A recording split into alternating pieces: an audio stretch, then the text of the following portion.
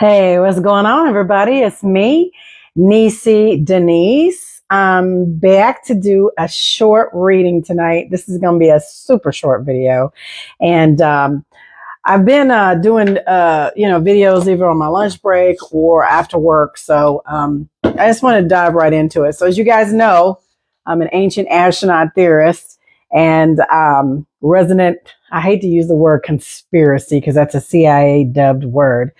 But, I'm all things rabbit hole-ish. I deep dive into topics and look up things. Shout out to my big brother, Chief Red Wolf, also Kimuro, Drop 432, Original Lone Wolf, Navi Poet, Millennials Best, Woodward TV, Redacted, Audiodacted, Guy Anderson, Paul Wallace, Billy Carson, the list goes on. Eric Van Daniken, the grandfather of the ancient astronaut theories. I wanted to jump on here tonight and just get back into deep diving and talking about Tartaria and talking about the rise of the clones, the Cabbage Patch Babies after the last mud flood, which would have been in the 1700s, okay, 7th century. So before I do, you guys know I'm here in Houston. Next month, there's going to be a tour from the History Channel, Ancient Astronauts tour. So I plan on attending that. I'm super excited about that. My husband and I kind of coerced him into going. And so I will get to be there and get to hopefully meet and greet the folks from the History Channel. So we're going to see how that rocks out, but I'm super excited about that. Also, if you guys have time, please go check out David Politis, Can-Am Missing 411. I typically share his videos over on my other pages. I've got a personal page. This is my craft page. And then I got my research or my conspiracy page, as you want to call it. So that's why I've got several different pages.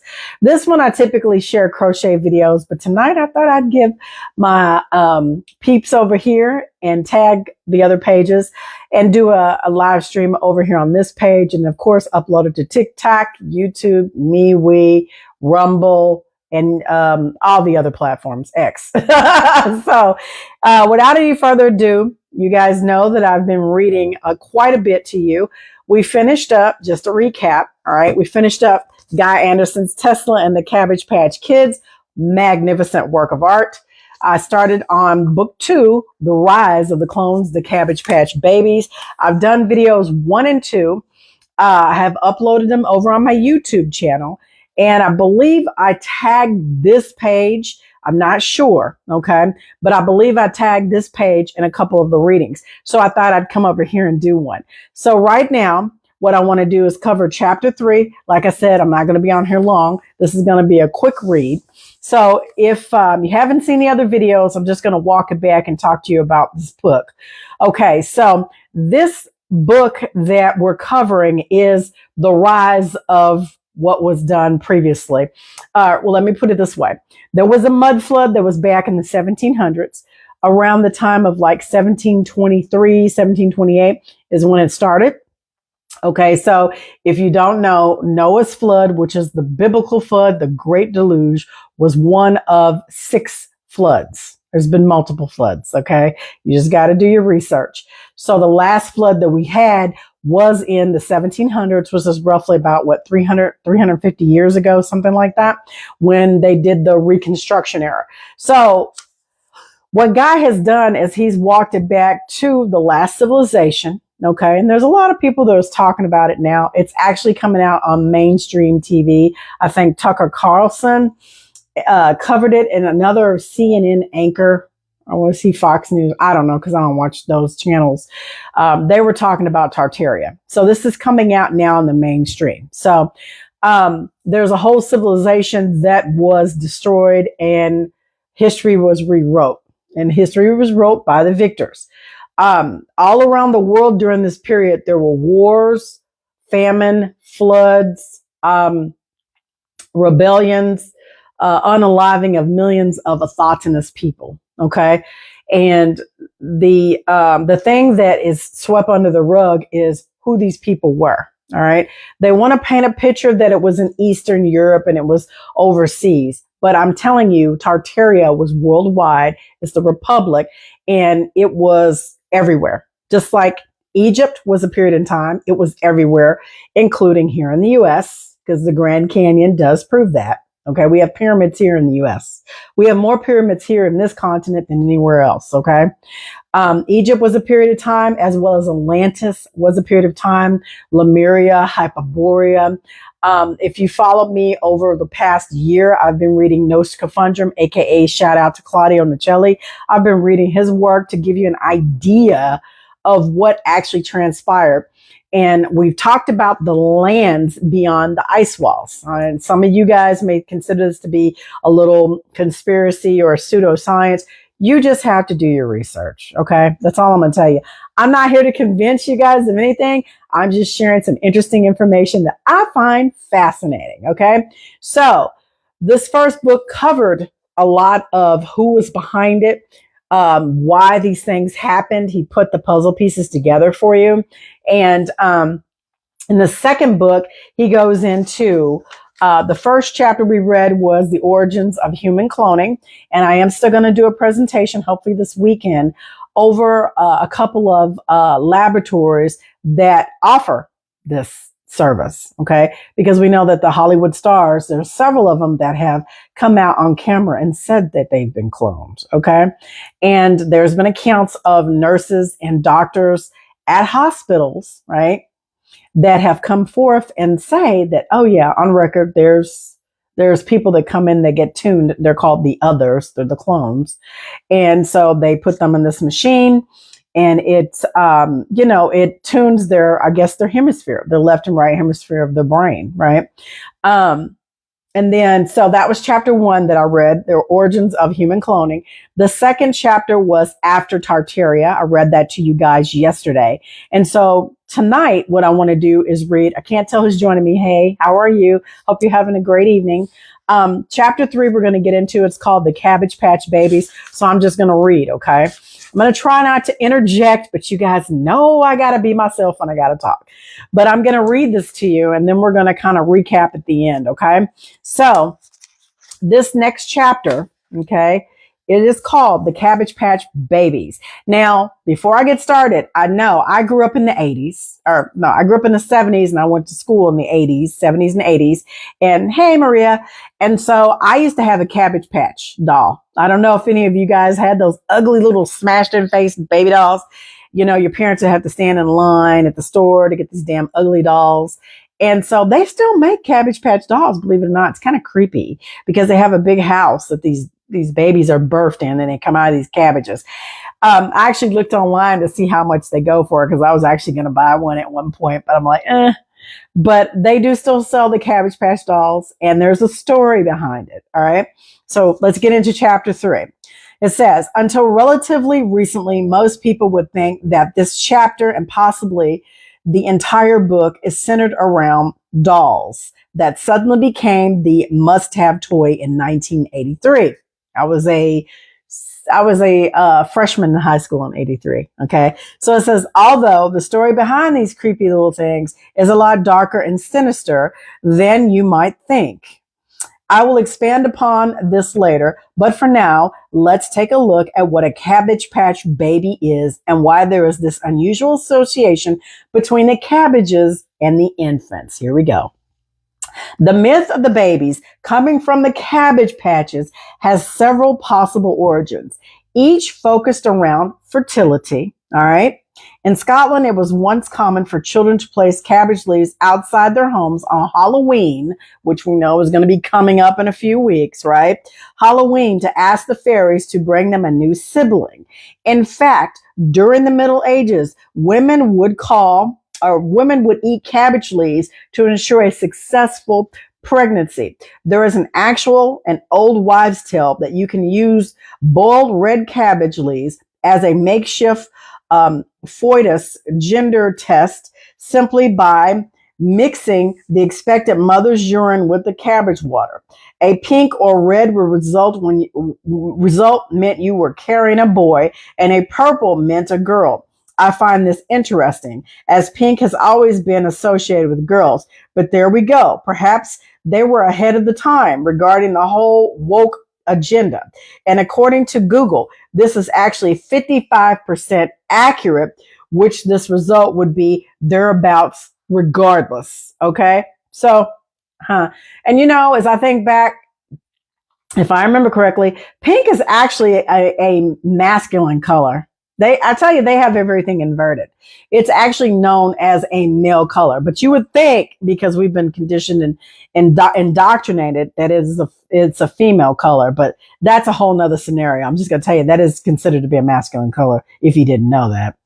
All right. So then it says, you may be interested to know that in Dorset, England, the neighboring county to my home in Devon, until the 1950s, stories would be told to children that babies arrived in the doctor's black bag. Yep. And I grew up in the 70s, and I remember having house calls where the doctors would come out with that bag. Dr. McCurdy would come and visit me. Okay. And also, I remember growing up, the stork would bring the babies. But, that's my age. That's my Generation X, right? They want to call us that. It says, in Guernsey, they said babies were brought over from England in the mail packets. Yep. Mail packets or pockets of the bandboxes. And in early Britain, they were dug out from parsley crops. Anyway, let's get back to the cabbages. So all around the world, we've got these stories, how these babies were brought. Here in the Americas, the stork brought them. And I did have postcards that had Cabbage Patch babies back then. I didn't bring the book over here so I could show you guys a picture. I'm trying to see. I have so many books everywhere. I showed you guys this once before from Mind Unveiled. I don't know. I think it might be over here. But I showed you pictures of the cabbages, the babies in the cabbages. And it's pretty creepy. It is pretty creepy. All right. So then he says cabbages are a source of DIM, dinodolymethane, which is an antioxidant, an anti-inflammatory, and a detoxification promoter. Antioxidants protect the female eggs and the male sperm from oxidative stress, shielding them from damage. Okay, and it says, whilst the anti-inflammatories keep the uterus and the reproductive organs healthy, DIM also helps the body rid itself of waste products and properly manage estrogen. Okay, so I have recipes of cabbage soup to help you lose weight. And I actually took it for a while, and it did help lose some water weight, but you do go to the bathroom a lot. I mean, you clean out your intestines and your colon. Okay, so it does work. All right. So anyway, it says, but how did they know this is such a very long time ago when, according to a mainstream narrative, we didn't even know how babies were conceived until 1875? That's BS. The fact doesn't sit very well with me, nor does our apparent lack of knowledge about pregnancy until quite recently, if we were to believe what we have been told. Moreover, the first recorded induced abortion was actually allegedly to be recorded on the Ebers Papyrus, also known as the Papyrus Ebers, an Egyptian medical papyrus of herbal knowledge dating back to 1550 BC. This is among the oldest and most important medical papyri of ancient Egypt. In addition to this, albeit a lot more recently, by 1860, there were at least 40 anti-abortion laws. Okay. So he's laying the groundwork to tell you this. All right. So in France, a term of endearment for a young child is mon petit tout, which translates to my little cabbage. And in Holland, there is a saying, let me see if I can say this right, groeien als kool, which means growing like a cabbage, and is used to describe children that grow quickly. There are even tales dating back to the 16th century that tell a story of the baby being found under a large cabbage leaf, and in countries they didn't grow cabbages. The story was changed to lime trees. Fruit trees are gooseberry bushes. Okay. In Russia, the city of Tomsk stands a monument outside a maternity hospital of a baby emerging from a cabbage. It is called I'm Anna, and a woman before entering the maternity hospital touches the toes of the cabbage or touches the toes of the baby for good luck. The sculpture suggests, as well as old Russian folklore, that the cabbage somehow looks too suspiciously like a woman's vagina. The monument was erected in 2008, and the sculpture is by Kislitsky. The baby was given the name Alosia, and recently another tradition has arisen that if the expectant mother kisses the baby on the forehead, she will have a girl, and if she kisses below, the baby will have a boy. Okay. So it would appear that cabbages were often associated with fertility and growth because they grow close to the ground and have layers, symbolizing life and abundance. Parents might tell the children that babies are found in cabbage patches as a gentle way of answering their curious questions about childbirth without going into the complexities of reproduction. I was always told it was a damn stork about when I was little. Okay. And then it's sad. In Russia, the cabbage tail may also have roots in agricultural life where cabbages were a staple food and deeply familiar to people, making them an accessible metaphor. Here's a picture of the cabbage. It does look like a vagina. It's kind of creepy. Look.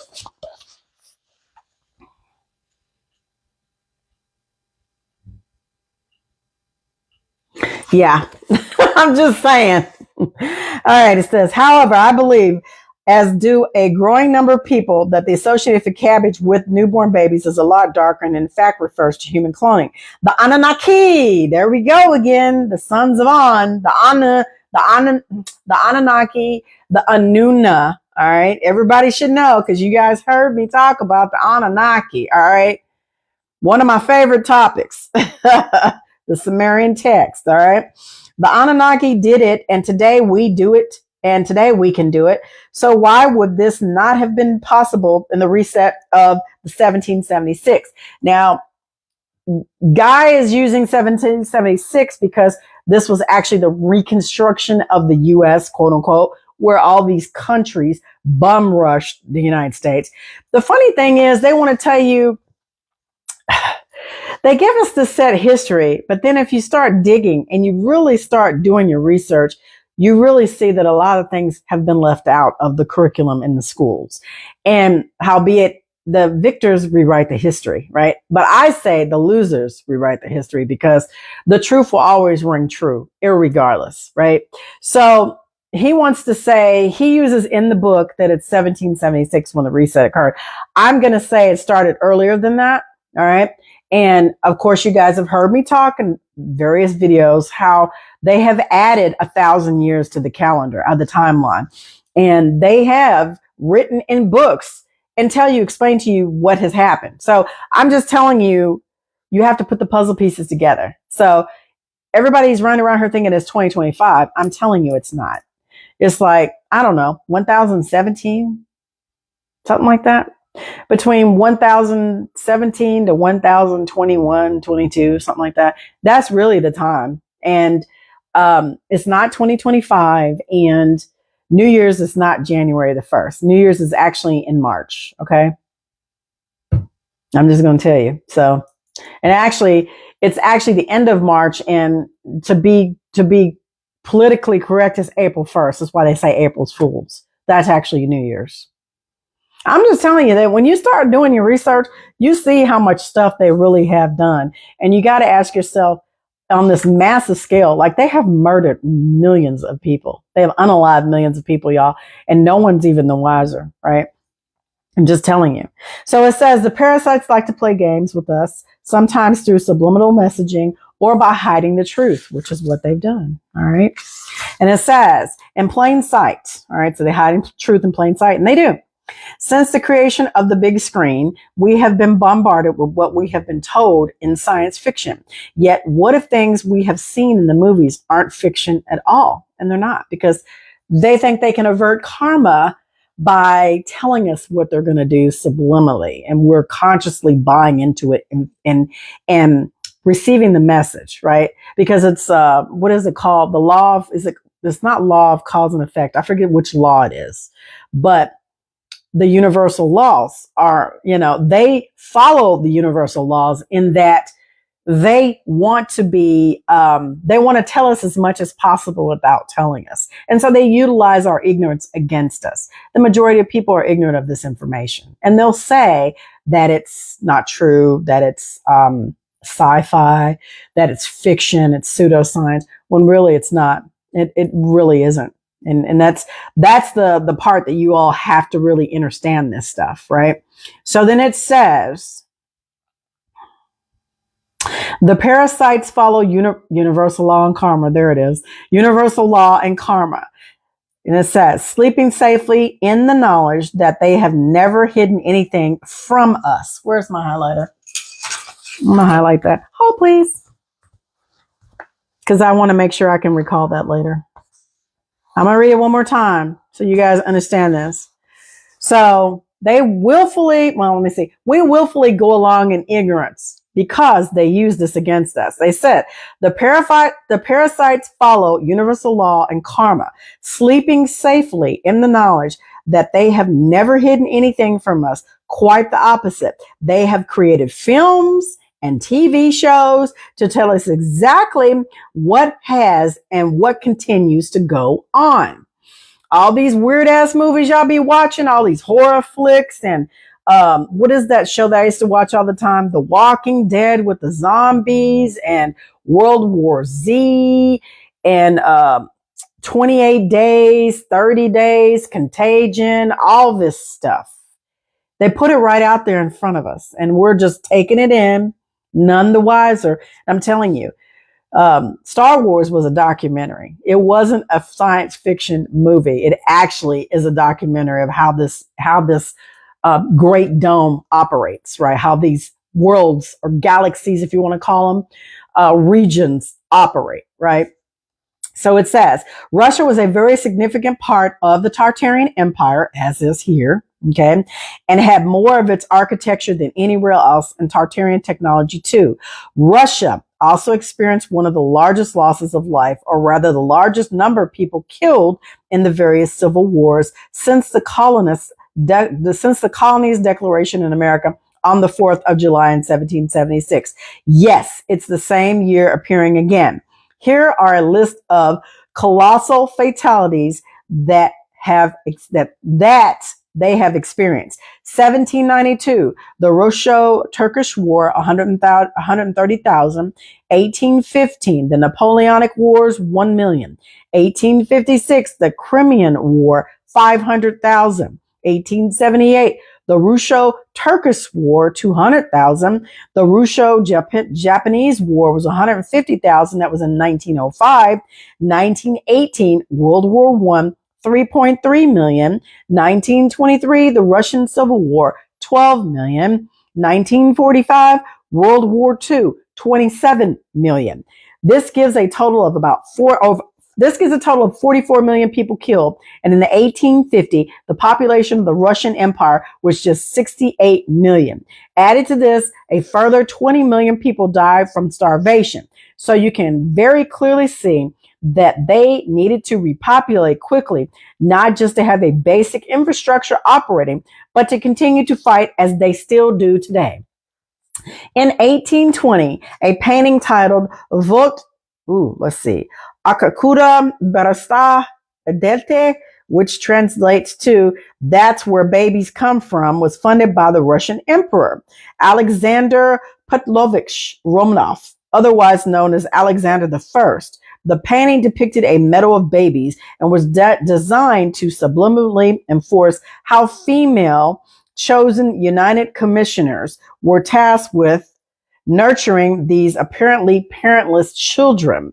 This painting, along with several others, was part of a series that were introduced into the public arena by the Ministers' Committee of the Imperial Departments of the Royal Court. They would later transform into what were to become known as the repopulation postcards. The first being produced on the 31st of January, 1824. Today, they are also known as the Meadow Baby postcards, or more commonly, the Cabbage Patch Baby postcards. Some also show babies being fished from rivers, hatching from eggs, playing instruments and arriving on trains. More about the trains later. One particular series of postcards were produced by three sisters from New Zealand in 1906, which show a gardener tending to a field of babies growing amongst a cabbage patch.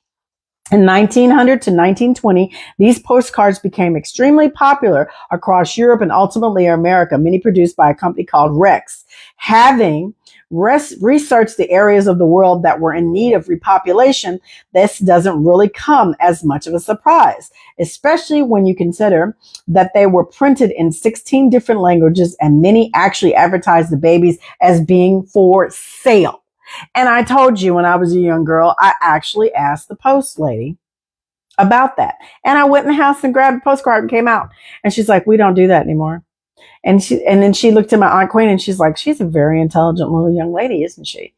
And I was like, so you used to sell babies and now you don't sell them anymore? Because I want a baby. So you know what they did? They took my ass to the store and I got a damn Cabbage Patch. I'm just telling you. And I think I was probably like, y'all know I was grown. I think I was like, I don't know, 6 or 7 or 8. Yeah, I've always had my head in the book. I always be looking at stuff. I'm just telling you, I've always been like that. But yeah, so, I questioned her at that. So that's a true recount. That's not a story. That's a fact. I did do that. So then it says, here are some examples of what was printed on the front of them. La Frime aboutie Babies, the baby farm, Latte des Babies, baby lottery, Grain de Roux, cabbage seed, Mission de Babies, baby house, and Babies et Verende, and I don't speak these languages, babies for sale. One particular postcard I stumbled across on a podcast from Mind Unveiled. Okay, hold please. All right, hold on. Let me see if I can find it. Give me a second. 1 second, all right? Let me see if I can find the book. And I bet you I can't put my hands on anything. I gotta organize my books. 1 second. 1 second.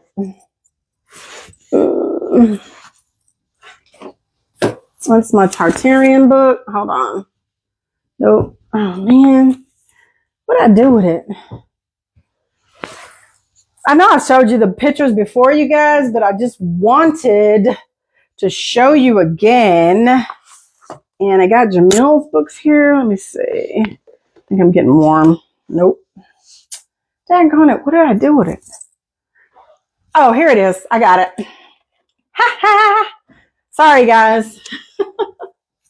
I need to order another bookshelf. All right. I got it. Sorry. Here it is. Mind Unveiled, Cabbage Patch Babies. I've showed this to you guys before, but I really want to show you again. So yeah, they have postcards and it's crazy. I could just take pictures and just put them up of the cabbages. Let me just start from here.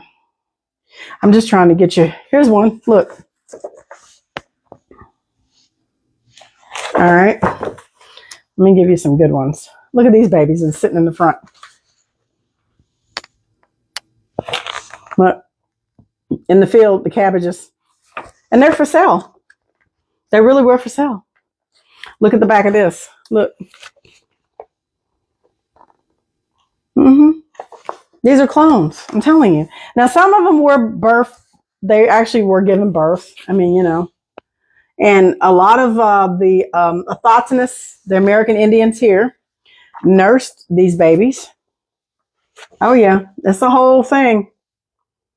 And a lot of them were put in schools and in Indian training camps to be re-educated, to be educated in the system of perverse lies that are now told that everybody thinks is the truth. I know.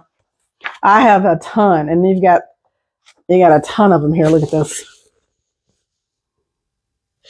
I mean, this is a thick book, so it's nothing but postcards all in here. Look at this one. Hanging up with the telephone. See the telephone? And the baby on the telephone? Look at that one. Look at this. These are actual postcards with stamps on the back. So yeah, they sent them off on donkeys, fishing them out of the water. Look at this. In the back of her, I'm telling you, this is a repopulation event. Look at this. And look at this. See him in the well? She's fishing them out of the well. And I've read to you guys before. Look at these babies crying on an air balloon. Look.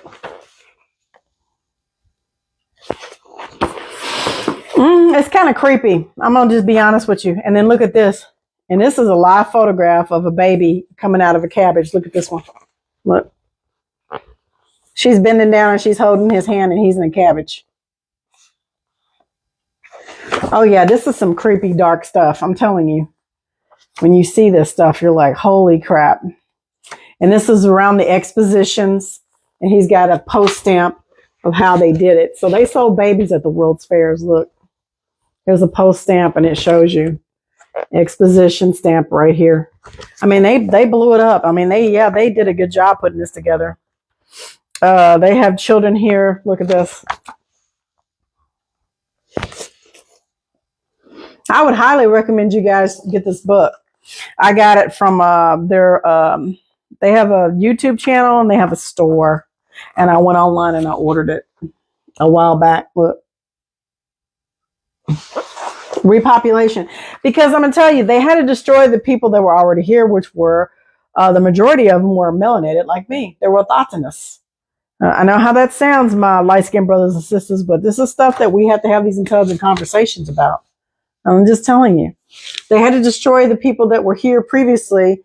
They had to destroy the civilization and the cull population. Jamil Shamsi-Din talks about how many race riots and wars there were here in the Americas around the time of the Reconstruction, and it just blows my mind. He just got two great books that would go hand in hand with Guy's work because it explains to you in no uncertain terms what transpired here on the soil, all right, during the Reconstruction period, all right? So let's get back into it. So one particular postcard I stumbled across in the podcast from Mineville actually shows both sides dated 1907 and sent to a Mrs. W. Stringer in America. The reverse of it read, dear, I don't, you think they are very pretty on the other side? If so, hurry up and order one before they will get sold. Love, Aggie. Apparently, these images even inspired artists, including the surrealist Salvador Dali. And here are some of the books. Here's some of the pictures in black and white that he put in the book. Okay. On the bottom of this card, it says Cabbage Seed. This was printed in 1884. This one was printed. It says, oh, my sweet cabbage was a leaf. I declare it without ceremony, but if tenderly I am received, I will be a very nice boy. So the mass killing and wars and devastation, fires, floods, wars, famine, disease, took hold, and they had to repopulate the world. They had to. And this is how they did it. This is another one. This is on the front of Mine Unveiled's book. See? It's the same cover. This is just in color. Look. It's the same. Yeah. And then depiction of a Scottish couple and distributed throughout France. So it was worldwide that they were doing this. It wasn't just in Europe. It was here in the Americas too, you guys. So yes, and he's got tons of pictures. I'm just going to show them to you real quick. More. Okay, more. Oh, wow, look at these. Now, things are really starting to become unsettling. This postcard clearly states that these babies are being sold. This postcard was produced by Rex in France during the early 1900s. It translates as follows. Babies for sale. With them, you will have the best joys. All our babies bring happiness. I would be nice. I won't cry. I will make you happy. I am gay. I would love you. I am waiting for you. I would be wise. I'm waiting for a brother. I won't wet in the bed. I will make a good life for you. I would be a happy little kid. This is what it says in the postcards. All right. And then here on this side, Another postcard produced by Rex in France, and this appears to be a retailer supplier of babies with clearly a quite bold and aggressive marketing strategy. They also don't accept refunds. This is what it says here on the postcard. Modern baby bazaar, free entrance, trusted house, don't fear competition. We do not take back the goods. Everything is for sale. All you have to do is take it.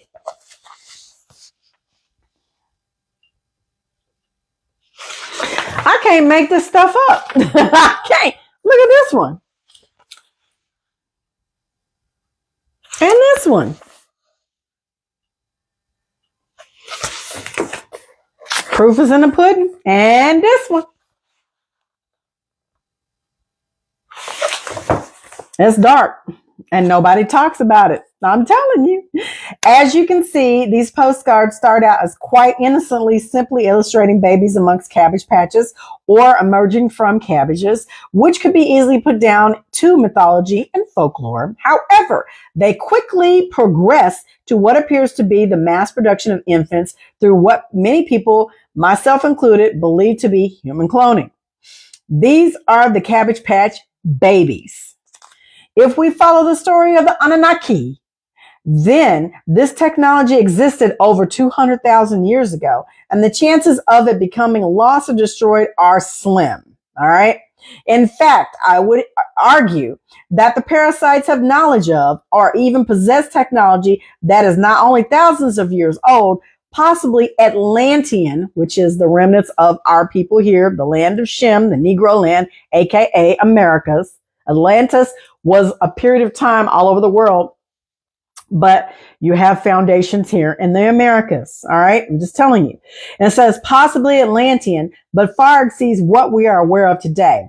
Used by this deep state and slowly introduced into the public domain. I believe that what is available to us today is primitive in comparison. And it is, because they are thousands of years ahead of us.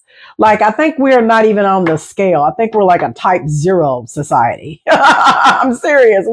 We're so far down on the surface now. Underground is a whole different dynamic. All right. I'm just going to tell you, it's this whole different dynamic. The technology that they have is like what you see on TV. It will blow your mind. So it says some postcards depict people actually selecting a baby and taking it home. Again, this could be dismissed as a fantasy, but as you have seen, it doesn't take long before the cards in circulation started to blatantly advertise children being for sale. The fifth and sixth images I've included show the arrival of children by train, which is a little too closely linked to what is known as the orphan train movement for my liking. Now, this took place in the United States from the East Coast to the West Coast for 75 years. And I know two people that particularly come from the orphan trains. They don't know who their parents are. I know them personally. Just going to tell you. All right. So then it says, the narrative states that in the early 1850s, the streets of New York was teeming with orphans, left to fend for themselves in a rapidly changing world. The Irish famine, mass immigration, and devastation of the Civil War had all contributed to an explosion of children living without families. This is the narrative that they give you. With overcrowded orphanages and no place to go, many of these children wanted the streets to search for food and shelter. Some of them, I know I've read to you guys in books, but I'm just gonna, for the sake of time for this video, I'm going to explain to you that in one of the books that Claudio talks about, the day of the start of the destruction of the cataclysm that happened, that ensued, they were taking people from their homes and unaliving people at young ages. And if you were 6 months or younger, you would be taken and you would be put in this location. I'm just going to tell you. And then you have the ones that are clones, and then you have some of the children that were left from the Tartarian Empire that were mixed in with that. Okay, so I'm just going to tell you. So it says, the narrative states that in the early 1850s, the streets of New York were teeming with orphans. And it says, with overcrowded orphanages and no place to go, many of the children wandered the streets in search of food and shelter. However, although this is partly true insofar for the Civil War left a great number of children either fatherless or without both parents, it isn't the full story. No, it's not. The Lunacy Act meant that a mother who had lost her husband during the war was considered insane, and as such, her children became property of the state. All right, you can go look that up. In addition to this act was so severe that almost anything could get you committed, including reading too much, falling from a horse, or having women's problems like painful periods, menstruation, fibroids, anything that could cause cramps. And I mean, I'm serious. They were just like, back then, they wasn't playing. They would round your ass up for just, you sneezed wrong. You go into the asylum, the loony bin. I'm just telling you. And so it says, for the parasites to gain full control and implement New World Order, they needed to address the families from the old world that were posing as a problem. So by having those that could fight go off and kill each other in a battle, incarcerating those that refused, and then committing the widows to the asylum, they took custody of the children. In addition to this, they also took children from the indigenous tribes too. Yeah, they took our children too. They did. So it says, one of these children was a girl named Clara. She had lost her parents when she was only 6 years old and had arrived in the city alleyways, clutching onto memories of her mother's lullabies and her father's reassuring voice before being taken by an orphanage. Safety at last, she thought, but things were about to take a turn for the worst at the hands of the Freemasons. All right. I did say Freemasons. I didn't bite my tongue. One day, a group of women arrived at the orphanage with a new proposal, a chance to leave the city and find a home in the wide open fields of the Midwest America.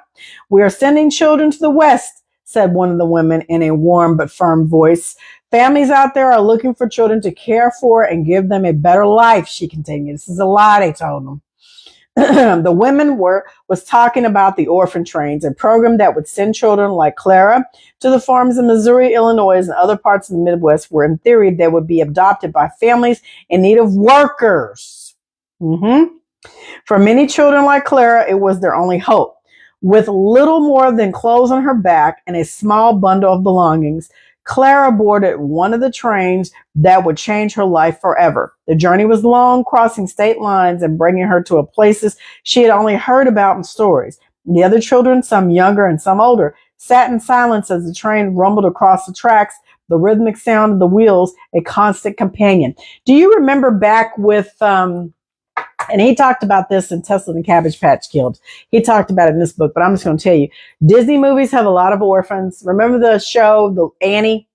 It's a hard knock life for us. It's a hard knock life for us. You remember that song? Shirley Temple. Oh God, what? Spanky and the Gang. I can't think of the name. The Little Rascals. A lot of orphans. I'm telling you, it was perpetuated on Hollywood. Hollywood put this out in this narrative, and we kind of got lulled into it and thinking that, oh, okay, it's Hollywood, it's TV. No, they were putting the truth in plain sight. Just telling you. So, with that finally reaching a small town in Illinois, the children were lined up on parade outside Masonic lodges. I'm going to say that one more time for the people in the back row who may be fixing a sandwich in the kitchen and listening to me read right now. When they finally reached a small town in Illinois, the children were lined up on parade outside Masonic lodges. There, they were asked to perform for the crowd. Some would sing and some would dance in the hope of being picked. The families approached, inspecting the children as if they were goods in a market. Some children would be chosen quickly, others not at all. Clara stood still, her heart pounding in her chest, until a kind-faced woman with gray hair and weathered hands approached her. "My name is Miss Duncan," the woman said softly, "and I think you might be just the girl I need. I have a farm just outside town, and I could use some help. I promise you will never go without, love." However, no adoption took place and no paperwork was completed. In fact, Clara would even be given a new surname. At Mrs. Duncan's farm, Clara worked hard, feeding the animals, collecting eggs, and helping in the garden. The hours were long and the treatment was harsh. Clara wasn't alone. By the time the movement, quote unquote, ended in the 1920s, over 200,000 children had made the same journey. And there's oftentimes people won't even tell you your great great grands might be orphans. Just telling you. And they may not have told you the story, or they may have, and it's just a family secret nobody talks about. I'm just telling you. The orphan train movement was headed by Charles Loring Bryce and P.T. Barnum, yeah, that mofo from the circus, and the greatest showman in the world on behalf of the old fellows. Bryce, a known racist, despised non-Catholics and refused to assist or relocate any non-white children to, hoping to repopulate and establish America as a quote-unquote white nation. Let me tell you something, my light-skinned brothers and sisters. I don't do the crayon colors. I'm not black and you ain't white. All right? You are a lighter shade of wheat. All right? I'm just going to tell you, my skin is copper colored brown. You, depending on whether you're cold or whether you get hot, you change colors too. You're either red, you get a tan, you got a little golden brown in you. I mean, we have been indoctrinated so much by these damn parasites that we have literally been divided. We're all one consciousness and we're all sentient beings. The majority of us. There are the others or the clones, I would have to argue and say that they don't have the same inner monologue or dialogue as we do. And I'm simply going to tell you, looking at your blood type and looking at your genealogy, you'll be able to put a lot of things together. Or you'll simply have a lot of heartache and heartbreak where you won't be able to find any information. I'm just telling you. This whole out of Africa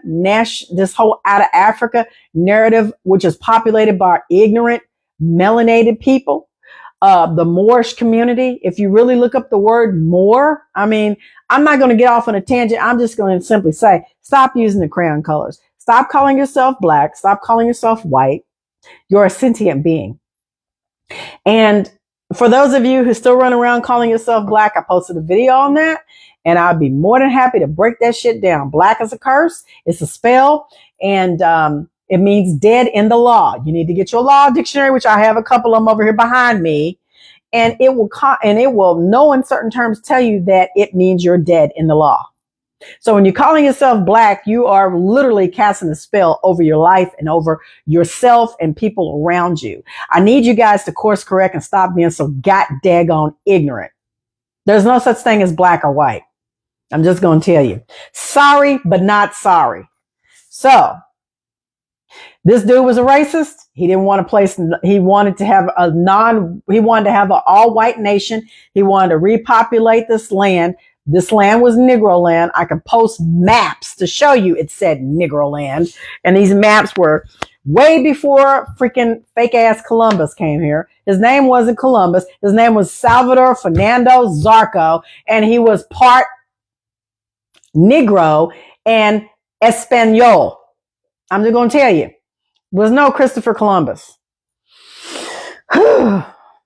I'm telling you, it just boggles my mind. I can rack this stuff off on the top of my head because it's like, when you see it, you see it. When you know it, you know it. It's like, literally, what are we doing here? Everything we've been taught is a lie. All right, it is. And I'm not going to argue with you. I know what I'm talking about because I've read it. I've spent time and energy and money looking at stuff and researching shit. I know what I'm talking about. But like I said, I'm not trying to convince you of anything. I'm just sharing some interesting information. I find it highly interesting. All right. So then it says, he wanted to repopulate the Americas with all white children and white power, white pride. This dismissing is the real forefathers of the Moorish, Tartarian, Aztec, and other indigenous descendants. Again, they come with the Moor stuff, and I respect Guy, and he's in England, and this is going to be his perspective. But when you talk about the Moors, you're talking about the Sephardic people, and they were melanated. But one thing that all these people talk about, but they overlook the fact that there were melanated people all around the world. Okay, not just here in America, not just in Africa. If you go by biblically looking at the narrative, Shem was a son of Noah. Shem, Ham, Japheth, And they don't even talk about Aaron. Aaron was a progenitor of the giants, but we'll leave that for another video. Shem is the father or the progenitor of the Negro race. Ham is the progenitor of a dark race, but not the Negro. It would be the African and the Africans over there, like Somalia, Ethiopia, Saudi Arabia is covered in that. I'm just going to tell you. So when you start to look at that, then you go, okay. But again, we've got people running around here calling themselves Jews that are not. And I'm just saying, the true Shemitic people are the people here in the Americas, the Negroes, me, people that are in my lineage. And I'm going to tell you, a lot of times when you start talking about this stuff, you get people that are very uncomfortable about this. But like I said, I'm not trying to convince you of anything. I'm just simply telling you the truth, whether you know it or not. And a lot of you so-called white people running around here are actually from us. And for this video, I will use this terminology, you're black. And you don't even know it because you got it in your family tree. And you're so damn ignorant, you ain't even done your genealogy. And you can tell by your blood type. You type O, O negative, O positive, and you white. That means you want to call yourself white. That means you got a great-great-grandmother that was my complexion and not darker. Because I know I got Cabbage Patch in my family. I did my genealogy. I'm still doing it. But I'm simply telling you that a lot of you running around here with O positive, O negative, you're from us. Because we carry the Eve gene. Not trying to convince you of anything. I know what I'm talking about. So, you know, if you got O positive, O negative, you might need to go do your genealogy. Just saying. Family or not, I'm just telling you. I find it fascinating. I just find it just absolutely fascinating. A lot of people are ignorant to this shit. It's just crazy. So, wanted to repopulate the Americas, so they had to get rid of the indigenous. And that's why I tell you the slave trade was told to reverse, because we were here and we were trading with different melanated people coming in on these vessels, on these boats, on these airships too. All right. I'm just going to tell you. So we already had a rapport and an established relationship with them. It was sellout. And I hate to use this word in the video, but I'm going to keep it clean. Sellout melanated individuals that crossed each other. You had inbreeding with, you had backbiting with the tribes here in the Americas.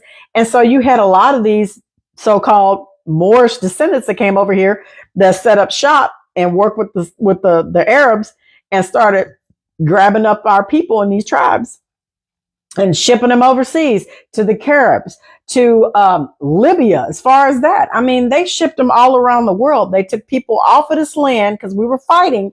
The 7 countries invaded us, and they took us away from here. And that's why you got a lot of so-called melanated people all around the world that actually have lineage or history from the Americas, the tribes of Shem. They're scattered all around the world. You know, they're telling us everything, all life started in Africa when the oldest known skeletons was found here in the Americas. And don't even get me into the medical apartheid or talking about Henrietta Lacks and that other gentleman. I'm just going to tell you, you know, we might deep dive into that, but I just don't even get me started on that. I'm just going to tell you, y'all have not been told the truth. And it's fascinating to me. Y'all need to wake up and snap up out your coma. I'm just telling you. So it says, along with the orphan train movement, the Cabbage Patch babies and babies for sale postcards came an even more blatant marketing strategy. They were actually known as the repopulation postcards, and once again became very popular in Europe, specifically in France in the early 1900s. The narrative tells us that they were a propaganda used primarily after World War I to encourage population growth in the regions that had been devastated by the war. Intentionally, these people were unalive, I'm just going to tell you. Particularly in northern and eastern France. Quite innocently, these postcards were aimed at rebuilding the country's population by promoting the idea of a family life, agricultural development, and national recovery. However, in reality, they show nothing of the sort. In fact, the next image is clearly showing cabbage and rose seeds being fed into a machine that produces baby with a viral strength. And look at this. Boom. And these were postcards now. Ain't nobody making this shit up. This was dated back then. You can find out almost anything if you really look.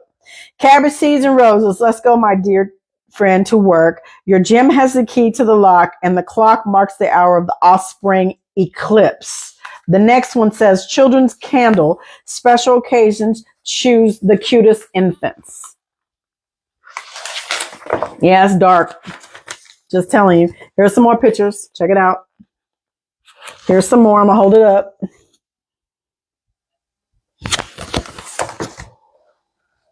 Live baby incubators, a visit to the child incubators, incubator babies on display. Look, here's the babies at the World's Fairs. Look, I'm going to zoom in, look. Yeah, and I even showed you a picture with a doctor from New York who had, at the New York Library, who had a baby there, and he had an incubator in the New York Public Library. I mean, there's no... That's no shade. I'm just telling you, it's just quite fascinating to me. All right, let's get into it. It wasn't just postcards and deliver the propaganda. It was also to be the subject of the first narrated film ever made in 1896 by Alice Guy Blanche. And we talked about that before. A pioneer French filmmaker, directed and starred in Le Fée Le Roux, which translates as The Cabbage Fairy. Guy Blanche was born 23 years earlier in Paris and actually started out working as a secretary for a film company called Gaumont just a few years earlier. The narrative states that the inspiration for her first film came from the incubator babies, which were the innovation of the Martin Cooney and went on display at the World's Fairs and expositions around the world. So they had these expositions around the World's Fairs, and they had these incubator babies there, and people could purchase babies at the fair. That is not a conspiracy theory. That's a fact. All right. So then it says, the narrative states the inspiration from her first film was the incubator babies, which was the innovation of Martin Cooney and went on display at the World's Fairs and expositions around the world. However, this wasn't until 1897, a year after the film was made. I will expand upon Cooney and his show in the next chapter. The Cabbage Fairy tells a deceptively innocent story that hides an unsettling undercurrent. The film opens on a serene garden where a fairy, ethereal and detached, moves through a patch of cabbages as she touches each one and pulls out a newborn baby, each little figure emerging from the leafy depths like some unnatural spawn. The fairy, draped in flowing, almost otherworldly robes, presents the babies as they are her creation, silent, lifeless, and eerily unconnected to any human mother. The way she plucks them from the cabbages seems almost mechanical, as if the babies are merely objects to be harvested, not the product of any natural birth. That's something dark or something fabricated. Look at the babies in the umbrella. The fairy's actions are detached, almost cold, as if the babies are commodities, not children. Their appearance from the cabbages feels less like a miracle and more like a grotesque ritual. There is something unnatural in the fairy's manner, an ominous presence in the way she summons new life from the earth without warmth, love, or care. It's in its innocence, the Cabbage Patch Fairy feels like an early cinematic warning, okay? A glimpse into the world where the creation of life is not bound by nature, but controlled by some otherworldly force. It lingers in the mind, a shadow of what might be lurking in the garden, just one out of sight, waiting to pull something or someone out of the earth. Guy Blanche also went on to direct and star in The Sage Feminine, the premiere class, as the midwife to the upper class in 1902. Again, at first glance, this also appears quite innocent, but the undertones are far from it.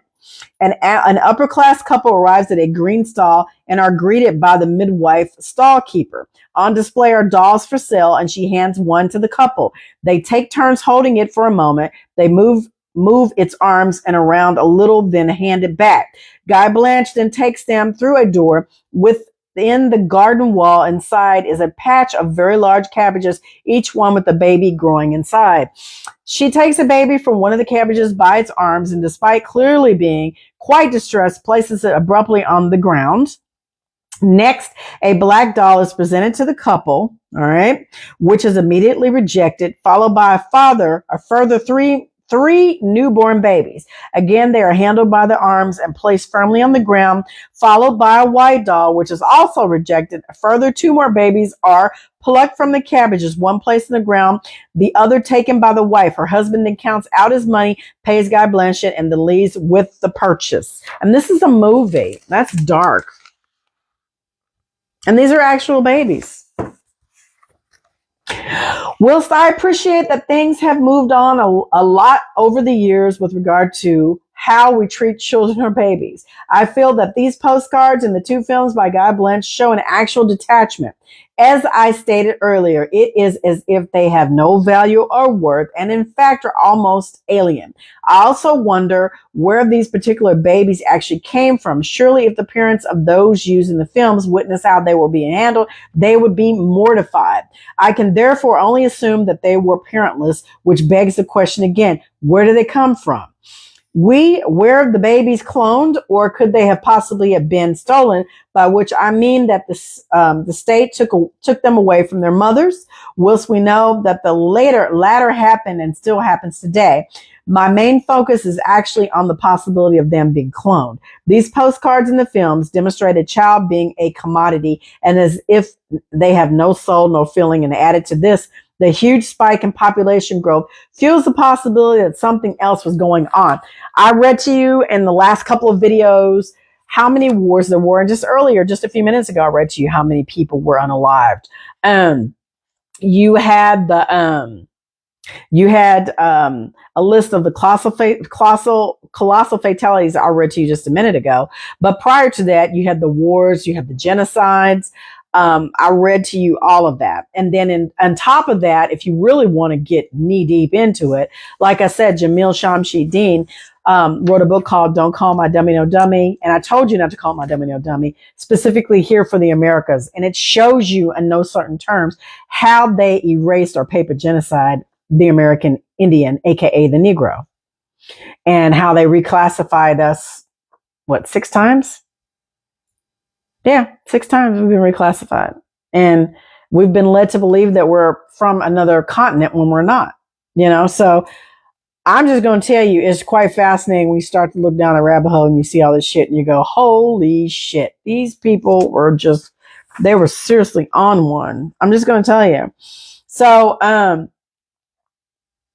he says, he's leaning towards the cloning. All right. So we're going to get into that. Moreover, almost all the growth happened relatively recently. Historically, demographers estimate that in 1800, the world population was only around 1 billion people. This implies that on average, the population grew slowly for 10,000 BC to 1700 AD, 0.04% annually. After 1800, this changed dramatically, and the world population is now around 8 billion, 8 times higher or larger. Is this possible by traditional methods? Nope, it sure isn't. The math doesn't add up. I'm telling you. It was considered just for a moment that in 200 years, the population almost tripled. And at a time when, as previous detailed, the world had lost hundreds of millions of people, which he pointed that out. All right. Through war, genocide, famine, and natural disaster, the narrative suggests major changes in the human population during the 1700s in Europe, and it is referred to as a demographic transition. Apparently, it was due to industrialization, as well as other unspecified developments, and that led to the death rates falling while birth rates remained high. However, industrialization killed thousands of people, and those that survived worked 75 hours per week and lived off a wage that was just enough to not starve to death. So I just don't buy that. All right. Now we're going to get into some clones and I'm going to show you some pictures. Something else that has been troubling me is the doppelganger. It's a strange word and is the German origin, coincidentally, as the word kindergartner, meaning children garden. That's what the kindergarten means, children garden, all right? Which immediately makes me think of babies growing outside again. A doppelganger is a mysterious exact double of a living person, which literally translates to double walker or double goer. This isn't someone who just resembles you, but is an exact double, right down to the way you walk, act, talk, and dress. A friend or even a close relative who encounters your doppelganger will swear it was you, even when you prove you were not in the location that the double was seen. Sightings and reports of doppelgangers have been around for centuries, and a great deal of superstition has developed around them. Traditionally, they have been viewed as sinister or even evil entities, and doppelgangers have also been considered as an omen or misfortune or bad luck or even a Wendigo or skinwalker. I'm just going to tell you, skinwalker. Most often today, however, reports of doppelgangers grow. They seem to be neither sinister nor evil, nor do they herald streaks of bad luck, although some have been known to cause mischief. They just seem to be going about their business as if normal human beings, and perhaps they are. Mark Zuckerberg and King Philip IV of Spain, and Laura Rockefeller and Robin Williams. Here's some, just to name a few. Look at this shit.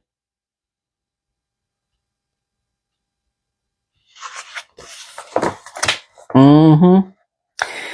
Many reports of doppelgangers, probable cases of mistaken identity, but such as explanation becomes harder to accept when they seem by best friends, siblings, or parents who know the real person intimately. It seems hard to believe that they would be fooled by another person who simply resembles the original, and how likely it is that they would have the exact same haircut, clothes, as if so often reported. Doppelgangers are frequently used as a plot device in literature, TV shows, and movies, and also in presidential candidates. Sorry, I'm just going to tell you, Hollywood doubles. They are often evil in nature, but sometimes they use for comedic effect too.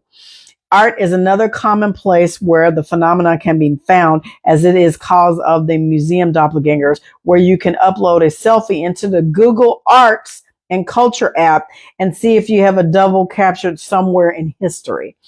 I'm not going to do that.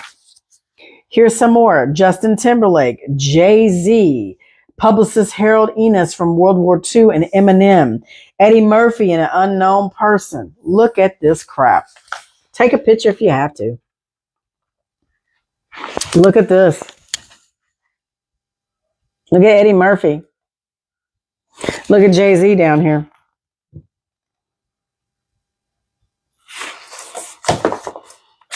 Can't make this stuff up. One of the most famous examples of doppelgangers is Edgar Allan Poe's short story, William Wilson. In this tale, the main character as a child meets his double. He is persistently followed by the copy who causes trouble in the character's life. And when the main character tries to do evil or unethical things, the doppelganger tries to stop him. But in a rage, the protagonist kills the double, but then releases it into the reflection of his own self. I cannot help but wonder if the phenomena is down to there only being a certain number of molds used when making clones. If my theory of cloning is correct, of course, I have put this question to my group on Facebook and only had one particular comment that contested it, yet I couldn't accept it.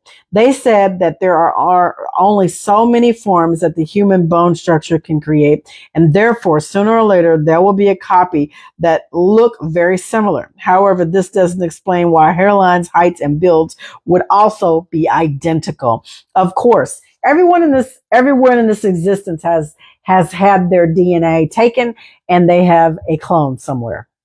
I know how that sounds. You think that they papered us on record with a social security card and birth certificate? They took our fingerprints, they took our blood work, they have our DNA, they've taken the placenta, the birth remains or aftermath. You don't think they can't clone a person? Come on now, y'all. Come on. Y'all need to wake up. Wake up. Wake up. Stop it. Come on now. You're dealing with some evil entities. You're dealing with some evil, very dark spirited entities and beings. Things are not what you think they are. I'm just going to tell you. So it says, of course, we can also consider time travel if we're really going to venture down into this rabbit hole. Could it be that the famous and powerful people, perhaps the descendants of the Anunnaki themselves, get to experience different lives by literally moving backwards and forwards throughout time? I wouldn't put it past them either. Many people say that we haven't yet developed the technology, that's bullshit, we have, required to time travel backwards. However, by definition, if this exists somewhere in the future, then it is surely here right now.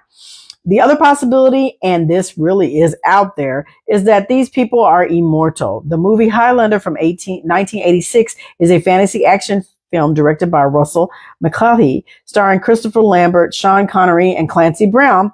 The story follows Connor MacLeod, a Scottish warrior from the 16th century who discovers he is an immortal, one of the group of beings who can only be killed by beheading. These immortals live throughout the centuries, fighting each other in duels to the death, driven with the goal of the prize, a mysterious power granted to the last surviving immortal. In the present day, 1980s New York City, Connor, now living under the name Russell Nash, is hunted by his most dangerous rival, Kurger or Clancy Brown, a brutal, ruthless immortal determined to claim the prize for himself. Throughout the film, Connor recalls his past, including his training under the wise and charismatic Juan Sanchez Villalobos Ramirez, or Sean Connery, who teaches him the ways of the immortals and warns him of the Klugen's menace. Highlander mirrors the story of a vampire. In some ways, O'Connor didn't drink blood and had no issue being exposed to direct sunlight, but they are both mortal. King Charles III has stated numerous times that he is a direct descendant of Vlad the Impaler. Okay. Vlad the Impaler, who also known as Vlad III Dracula, was a 15th century ruler of the Wallachia, the region in present-day Romania. He is infamous for the brutal methods of punishment, particularly impalement, which earned him his nickname. His reputation for cruelty and his family name, Dracula, meaning son of the dragon, later inspired Bram Stoker's 1897 novel, Dracula. I'm not even going there. I could tell you something that would blow your mind, but I'm not even going to say it. Let me keep going. Vlad was born in 1431 in Transylvania, then part of the Kingdom of Hungary. His father, Vlad II Dracul, was a member of the Order of the Dragon, a chivalristic order defending Christianity against the Ottoman Empire. I read to you some things from that over in The Murder of Reality, Hidden Symbolism of the Dragon, okay? The Order of the Dragon, the Brotherhood of the Snake. I'm just going to tell you. So what do you think? Is this all just a coincidence? Are the parasites able to travel through time? Are these doppelgangers just a fluke or nature, or are they vampires? I think it's a little bit of everything. Well, if it is bad luck to meet your doppelganger, then it's too late for me. I met mine in Oxford one Saturday afternoon in the late 1980s, which followed a strange confrontation the previous weekend. The week before, I stood outside a shop in Oxford Street waiting for my friend, who was inside buying some clothes while I was smoking a cigarette. A girl approached me and started a conversation. How are you? What have you been up to? Et cetera, et cetera, et cetera. She started to become agitated as if I wasn't fully engaging with her, asked why I was being ignorant towards her, then out of nowhere slapped me around in the face and stormed off. My friend came outside. Well, I'm going to say he's showing the doppelganger here. Look.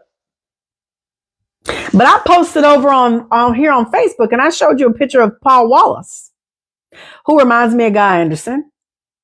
So I think there's more than just one doppelganger. I think there's a couple people walking around looking like us. I'm just going to tell you. I say it's probably 7 copies. I'm just saying. Not 1, not 2, not 3, but 7.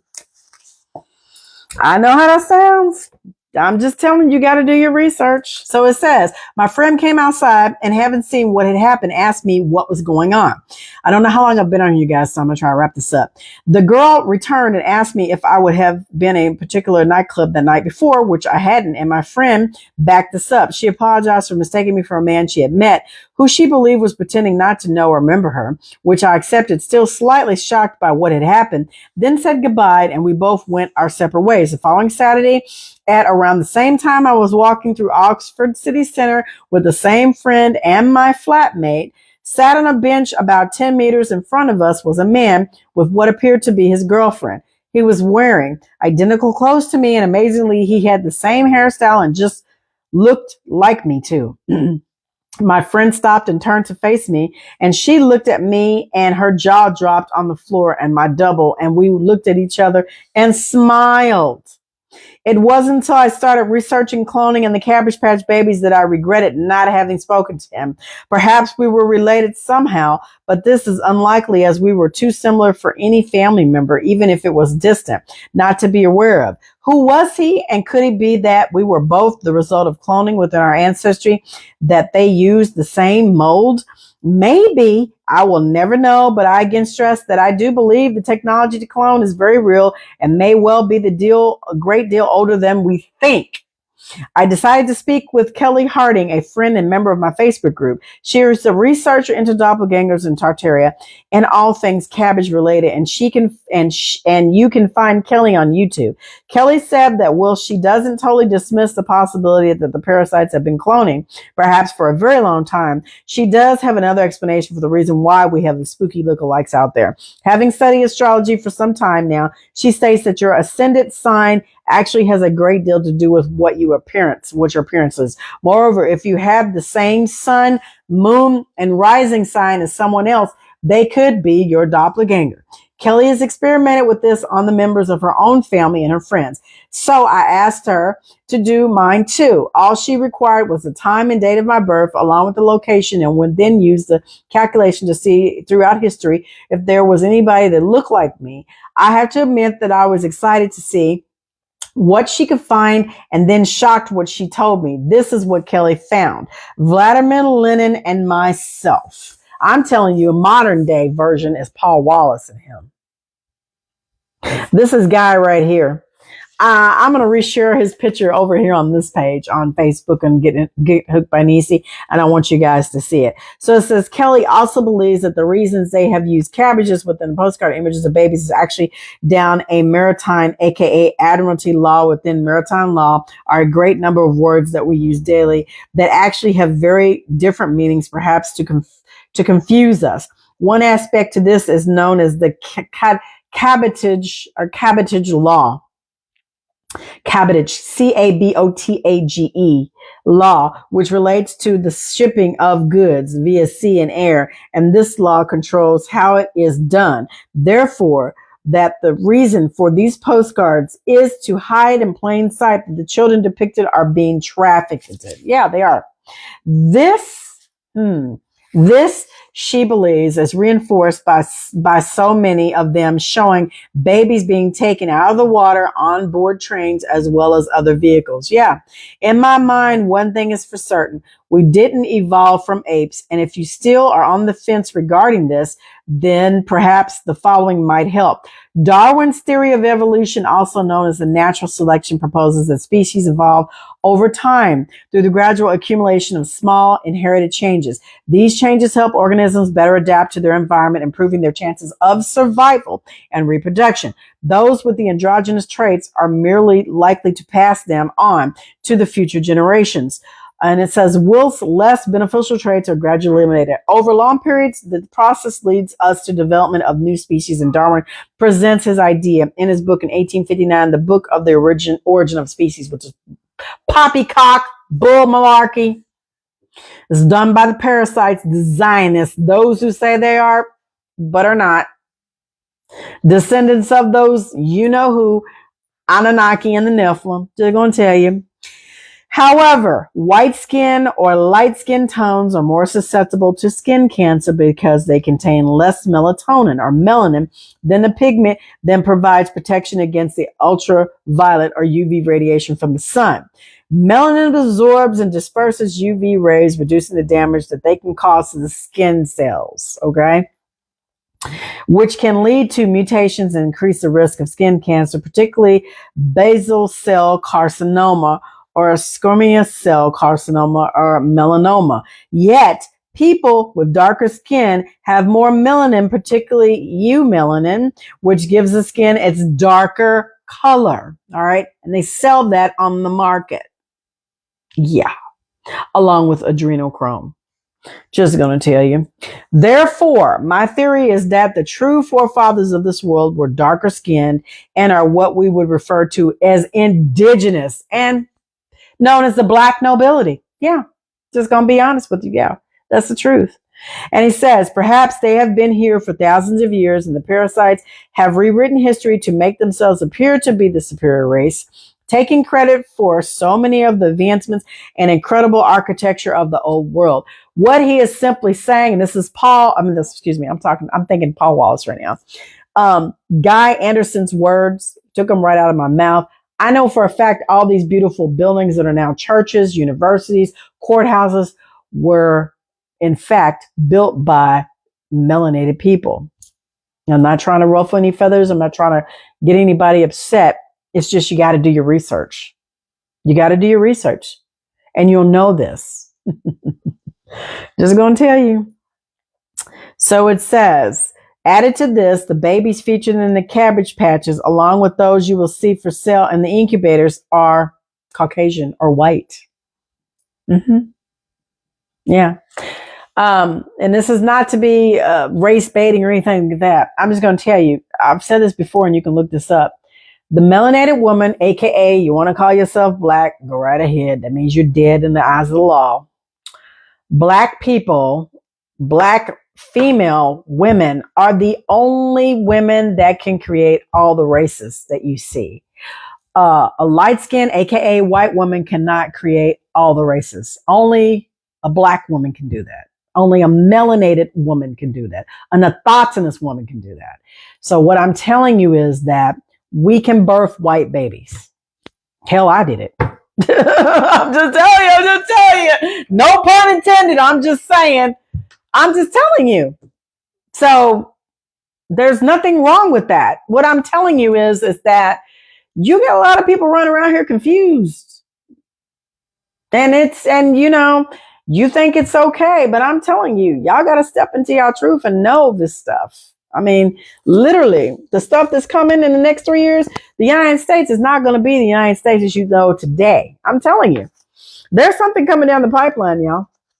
It really is. And not doing any fear porn or anything like that. I did that shit 5 years ago and people thought I was crazy and said all kind of crazy stuff. I'm just simply telling you, you need to wake up and you need to look at things for what they are and look at the things that they're not telling you.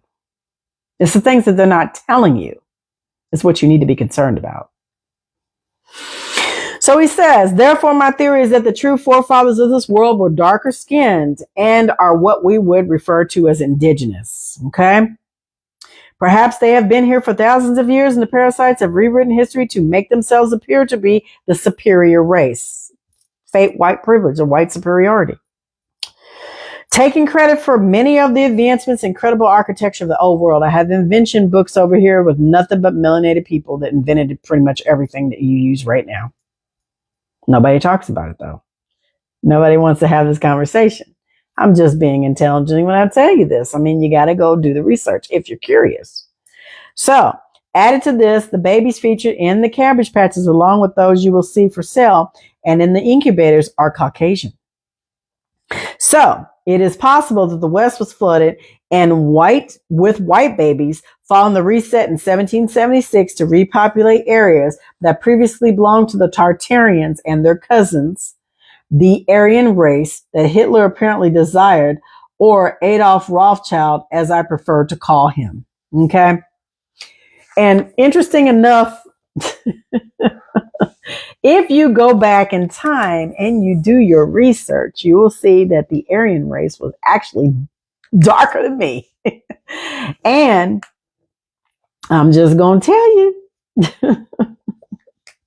everything's been flipped upside down on his head. I just want to laugh when I talk about this shit because it's like, you don't really know how much they have really effed up everything. And they got everybody running around here believing this bullshit.